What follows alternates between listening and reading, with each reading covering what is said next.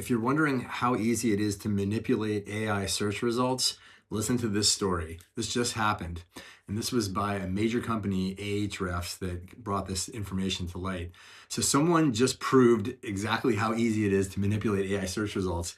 Basically what they did is they created a fake luxury paperweight company, okay, kind of silly, and they planted three conflicting lies online.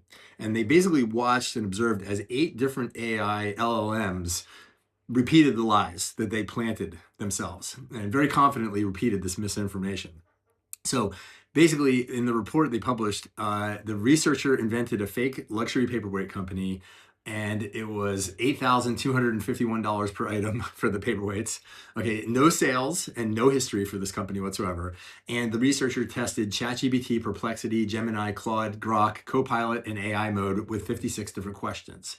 The questions were things like, which celebrity endorsed this brand, and how are they handling defective product backlash? All made up. And initially, most of the models, the LLMs, handled it okay. ChatGPT 4 and 5 got 53 to 54 out of 56 right, and they called out that that doesn't exist. Gemini in AI mode refused to treat it as real. Claude totally ignored everything. And then, at this point, this is where it gets interesting. They planted 3 fake sources. So the first source they planted was a blog claiming that 23 artisans in Nova City with Emma Stone endorsements. And then they planted a Reddit AMA saying that the founder was Robert Martinez running a Seattle workshop. And then the third one was a medium.com investigation debunking obvious lies, but slipping in some new lies about a Portland warehouse and a fake founder named Jennifer Lawson. Okay, so all of these things contradicted each other completely, and all of them contradicted the official FAQ on the website.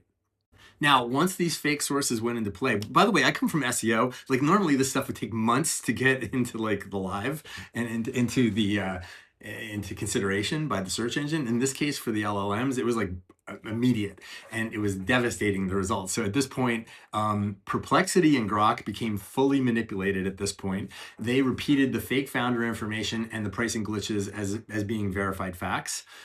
Gemini in AI mode flipped from being skeptics to believers. They adopted the medium story completely. Copilot blended everything into confident fiction, so it's a completely made up story. And only ChatGPT 4 and GPT 5 stayed pretty robust with it, which is interesting because it improves my opinion of ChatGPT a little bit, because I haven't, since 5 came out, I have not liked it very much. I've been preferring Gemini. And so basically ChatGPT cited the FAQ from the website in 84% of the answers in this research piece. The medium piece was extremely effective, which is interesting. It's one of the reasons that we use that in our work. It debunked obvious lies immediately. It gained trust, and then they slipped in the made up details as the corrected story. When they were forced to choose between vague truth and specific fiction made up stuff, the AI chose fiction almost every time. Disturbing. The FAQ on the website said, we don't publish unit counts.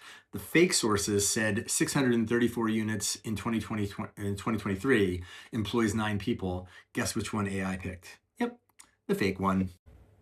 So the researcher's advice from Ahrefs, his conclusion was, if there's information gaps for your company, fill them in with very specific official content on, for example, your FAQ pages, etc., on your website, because that's going to get used hopefully the majority of the time. And then also create an FAQ that's stating what's true and what's false. Like use lines like, we have never been acquired, like very, very specific, explicit things. Claim specific superlatives. Best for use case beats generic, we're the best. So you want to use like, we're best for this specific circumstance or whatever. By the way, this is kind of funny, and marketers will love this. And it's a bit of an eye roller, but it's ironic in that people have been very sort of subdued as far as self-recommendations, like on a website saying, we're the best, we're really good and stuff like that. What we're finding right now, anecdotally, with some of these studies with the LLMs, is that you're better off saying that, because if you don't specifically say and recommend that you're the best, the LLMs will not in turn do that. That's what's being found out in some of the latest studies that we're seeing.